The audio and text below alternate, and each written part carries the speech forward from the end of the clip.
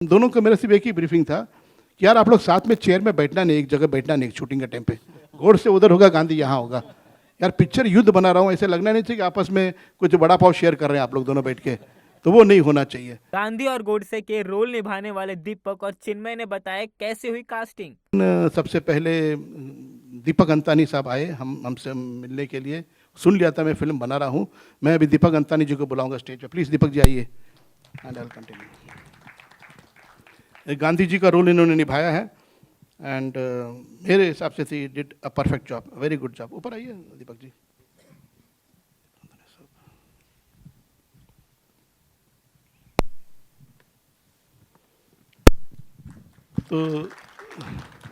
तो दीपक जी आए, मुझसे मिले और उन्होंने कहा कि वो स्टेज में गांधी का रोल कर चुके हैं, जो मैंने देखा नहीं था। कुछ फोटोग्राफ्स एल्बम देखा है एंड आदमी बड़े विनम्र लगे और डाउन टू अर्थ लगे।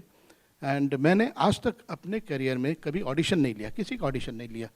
आई just meet a person, I get some confidence with in me, उसको देखता हूँ। मेरे लिए इम्पॉर्टेंट है कि आदमी ग्राउंडेड है एंड अच्छा इंसान है। मुझे मेरा विश्वास है जो इंसान अच्छा है वही अच्छा कलाकार बनेगा, वही अच्छा अभिनेता सक्सेसफुल होगा।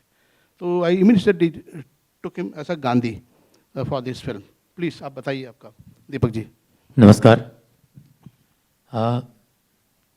थोड़ी लंबी बात है शॉर्ट कि में बोलिए, बहुत लोग आने वाले हैं। हाँ, जब मेरी शादी हुई तो मेरी माँ गुजर चुकी थी, तो मेरी वाइफ ने मेरी माँ को देखा नहीं। और जब वो ज़िंदा थी तब ये गांधी वाला मामला शुरू नहीं हुआ था। तो जैसे ही गांधी का कैरियर डेवलप होता गया तो मेरी वाइफ मेरी माँ की फ़ोटो के सामने देखकर हमेशा प्रार्थना किया करती थी कि दीपक का टैलेंट है, वो इंटरनेशनल लेवल पे पहुंचना चाहिए। सो आई प्रे टू गॉड कि कोई ऐसा लेजेंडरी बॉलीवुड का या हॉलीवुड का डायरेक्टर गांधी के ऊपर फिर से कुछ बनाए और उसमें दीपक को कास्ट करें। और जैसे भगवान ने उसकी प्रार्थना सुन ली हो, ये सपना आज मैं पूरा होता हुआ देख रहा हूँ। हालांकि जनवरी 2019 में जैसे सर ने बोला, एक न्यूज़पेपर में मैंने छोटा सा न्यूज़ पढ़ा कि सर गांधी गोडसे बना रहे हैं और राजकुमार राव गोडसे के लिए मना किया, नसरुद्दीन शाह गांधी के लिए मना किया। So I thought he is in search of Gandhi and Godse. So I tried to approach him through my resources.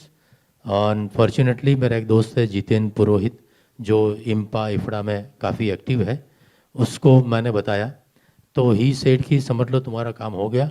मेरा अजीज़ दोस्त कश्यप चंदोक ही कास्टिंग कर रहा है, you send me photographs and all. सब भेजा और with in 24 hours I was, मेरा ड्रीम जैसे पूरा हो रहा था। उन्होंने बिना कोई ऑडिशन लिए सिर्फ मेरे फोटोग्राफ्स और थोड़ा यूट्यूब लिंक देख के कंफर्मेशन दिया और एंड तक कोई ऑडिशन नहीं लिया।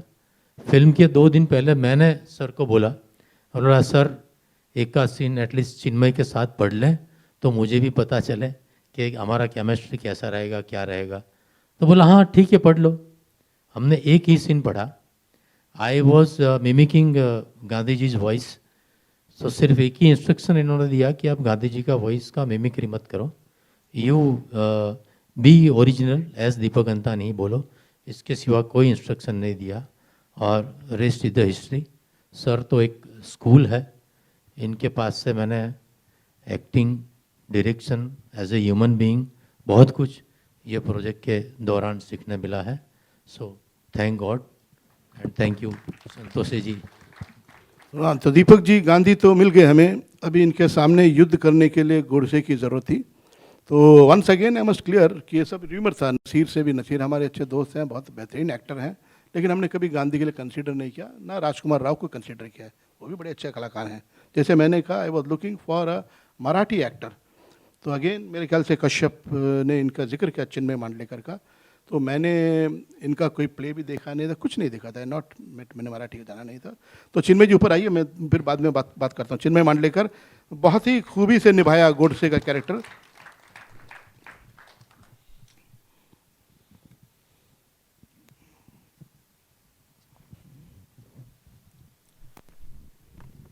हाँ, तो ये चिन्मय मांडलेकर जी हैं।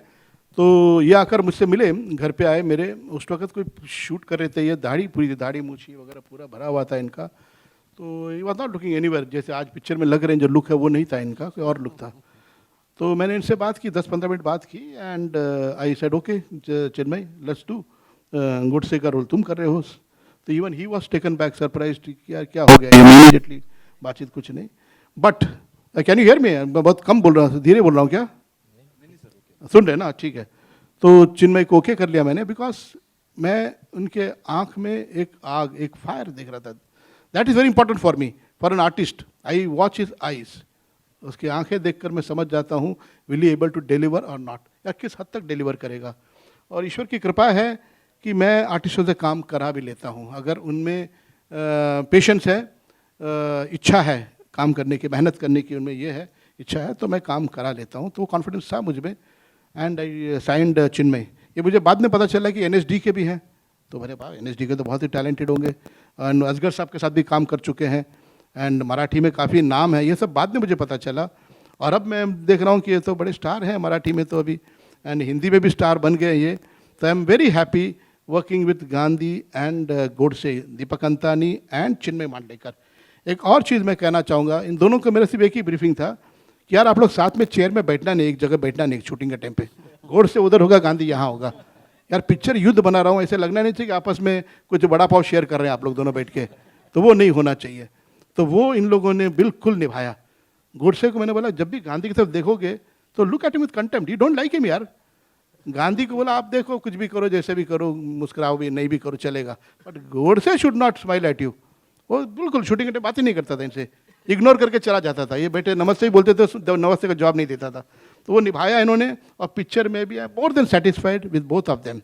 चिन्मय प्लीज कंटिन्यू, आप बोलिए कुछ। Thank you sir.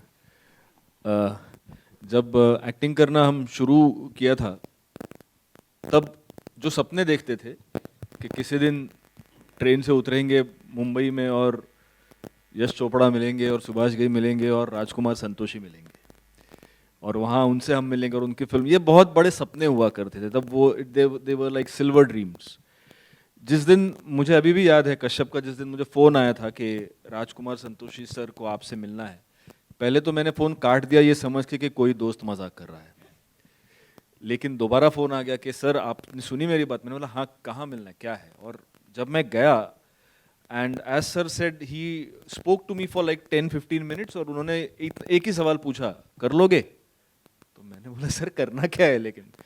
तो उन्होंने कहा गोडसे का रोल करना है। सो आई थॉट कि एक सीरीज ऑफ ऑडिशन होंगी, लुक टेस्ट होंगी, 7-8 बार कुछ होगा। तो ऐसा कुछ नहीं था। वी जस्ट सर ने एक बार, एक विक्रम गायकवाड़ सर आए थे, एक लुक टेस्ट जैसा कुछ हो गया और उसके बाद हमने सीधा शूटिंग शुरू कर दी। और मैंने तब राजकुमार संतोषी सर को एक ही बात कही थी कि मैं नहीं जानता मैं इस फिल्म में हूँ या नहीं, जब मैं पहली बार मिला था, but I am very happy that after so many years a Rajkumar Santoshi film is coming, and that is what this is for me, more than a film, a commercial venture. As a fan of Rajkumar Santoshi sir, this is for me a Rajkumar Santoshi film, and that ends the topic. Thank you Chinmay, and I am also very grateful to you and Deepak Antani for delivering such a wonderful performance. As a director, I am more than satisfied.